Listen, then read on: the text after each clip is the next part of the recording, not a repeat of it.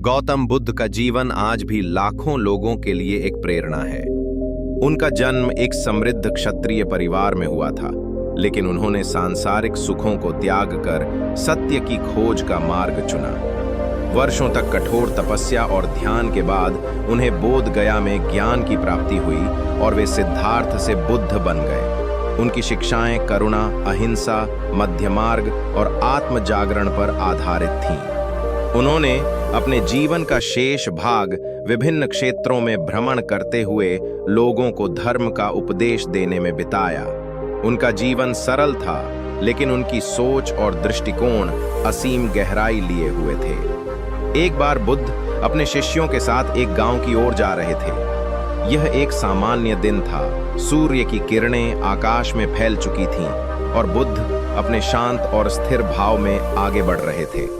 गांव के पास पहुंचते ही उन्हें बताया गया कि वहां के कुछ लोग उनकी शिक्षाओं से सहमत नहीं हैं। शिष्यों को चिंता हुई कि कहीं कोई अशोभनीय व्यवहार न हो, लेकिन बुद्ध ने मुस्कुराकर कहा, सत्य की राह सरल नहीं होती। सत्य बोलने वालों को अस्वीकार और अपमान का भी सामना करना पड़ता है। हम उसी राह पर हैं। गांव में प्रवेश करते ही एक व्यक्ति सामने आया। वह अत्यंत क्रोधित था। उसका चेहरा गुस्से से तमतमाया हुआ था। उसने बुद्ध को देखते ही ऊंची आवाज में गालियां देना शुरू कर दी। वह चिल्ला रहा था, तुम ढोंगी हो, तुम लोगों को भ्रमित कर रहे हो। तुमने हमारे बच्चों को सन्यास की राह दिखाकर घर छोड़ने के लिए प्रेरित किया है। बुद्ध शांत थे। उनके चेहरे पर न क्रोध, न पीड़ा, न प्रतिक्रिया। शिष्य बेचैन हो उठे, लेकिन बुद्ध ने उन्हें इशारे से शांत रहने को कहा। जब वो व्यक्ति बोलते बोलते थक गया, बुद्ध ने बहुत शांति से पूछा, अगर कोई व्यक्ति किसी को उपहार देता है और वो व्यक्ति उसे स्वीकार नहीं करता, तो वह उपहार किसके पास रहता है? व्यक्ति ने चौंक कर कहा, जिसने दिया उसी के पास। बुद्ध मुस्कुराए, ठीक उसी तरह तुमने मुझे गालियां दी, लेकिन मैंने उन्हें स्वीकार नहीं किया। अब वे तुम्हारी ही हैं। वह व्यक्ति अवाक खड़ा रह गया। इतनी गहराई और शांति की वह कल्पना नहीं कर सकता था। उसकी आंखों में पश्चाताप के आंसू छलक आए। अध्याय 5 शिष्यों की जिज्ञासा।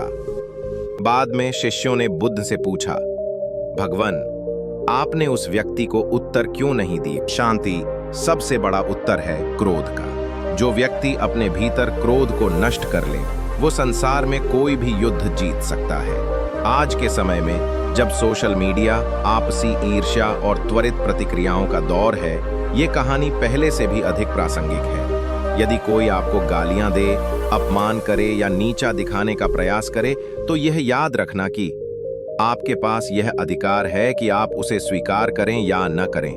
बुद्ध की यह कहानी केवल एक धार्मिक घटना नहीं, बल्कि एक जीवन दर्शन है। बुद्ध के शिष्यों में से एक, आनंद, बुद्ध के समीप आया और धीरे से बोला, भगवान, यह व्यक्ति जिस प्रकार से क्रोधित था, वह केवल बाहरी व्यवहार नहीं था। उसके भीतर गहरा दुख और भ्रम था। क्या यह संभव है कि अपमान की जड़ डर में हो? बुद्ध ने आनंद की ओर देखकर कहा, बहुत अच्छा प्रश्न है आनंद। जब मन भयभीत होता है, अपने विचारों, अपने विश्वासों या अपने नियंत्रण को खो देने से, तो वह क्रोध और अपमान के रूप में प्रकट होता है। यह उसका बचाव होता है। बुद्ध ने समझाया कि अपमान करने वाला व्यक्ति अक्सर स्वयं भी पीड़ित होता है। वह दूसरों को नीचा दिखाकर स्वयं को ऊंचा समझने का प्रयास करता है, क्योंकि वह अपने भीतर के खालीपन को भर नहीं पाता। यही कारण है कि करुणा उस पर सबसे प्रभावी उत्तर है। घटना के कुछ दिनों बाद गांव के कई लोग बुद्ध के दर्शन को आए।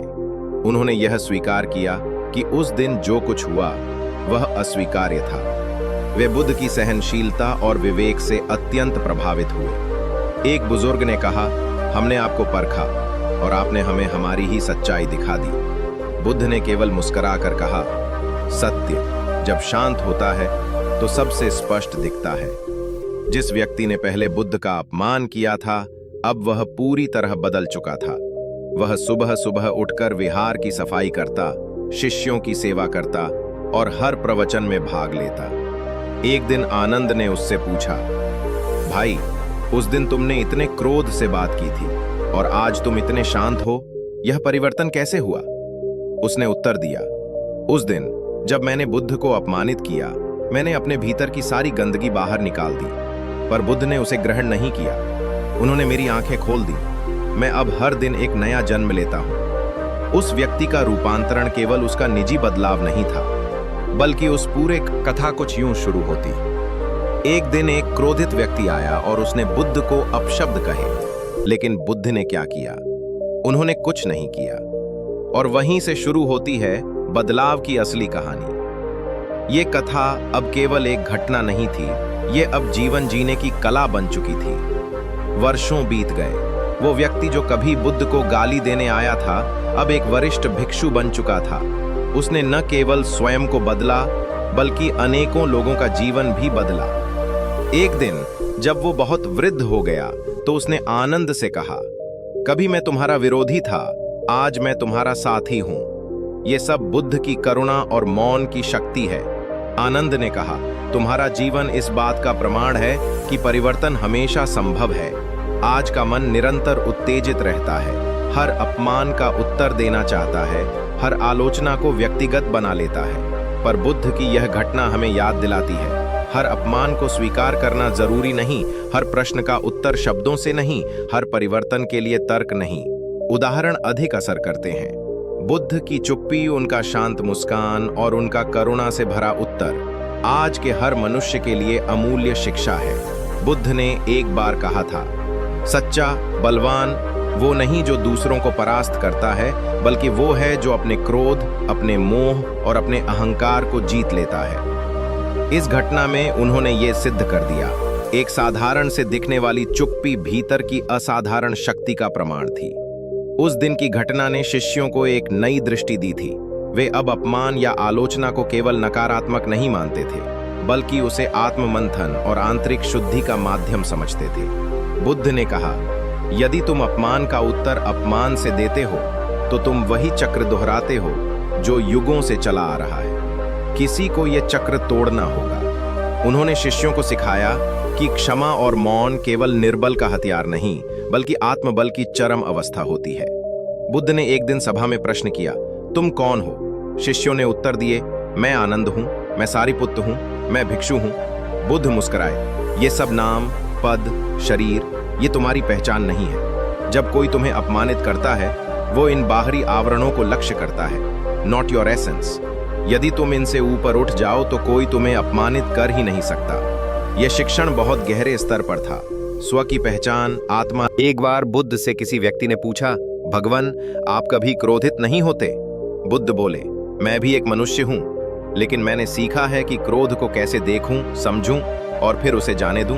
क्रोध को दबाना नहीं, बल्कि समझना जरूरी है। कई बार राजाओं और ब्राह्मणों ने बुद्ध को चुनौती दी। एक राजा ने कहा, तुम्हारी बातें मेरे आदेशों के विरुद्ध जाती हैं, क्या तुम राज्य की सत्ता को चुनौती दे रहे हो? बुद्ध शांत रहे। उन्होंने उत्तर दिया, मैं केवल उस राज्य की बात करता हूं जो आत्मा में होता है।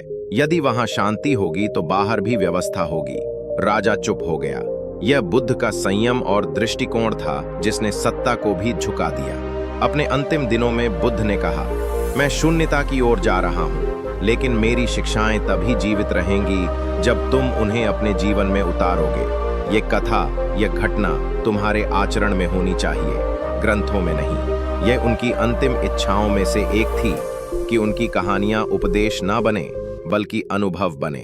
बुद्ध का शरीर पंचतत्वों में विलीन हो गया, लेकिन वह व्यक्ति जिसने उन्हें अपमानित किया था, वह अब बोधिसत्व बन चुका था। उसने अपने अंतिम प्रवचन में कहा, एक दिन मैंने क्रोध किया था, आज मैं प्रेम करता हूँ। पहले मैं अंधा था, अब मैं देख सकता हूँ। और ये सब एक व्यक्ति की चुप्पी की देन है।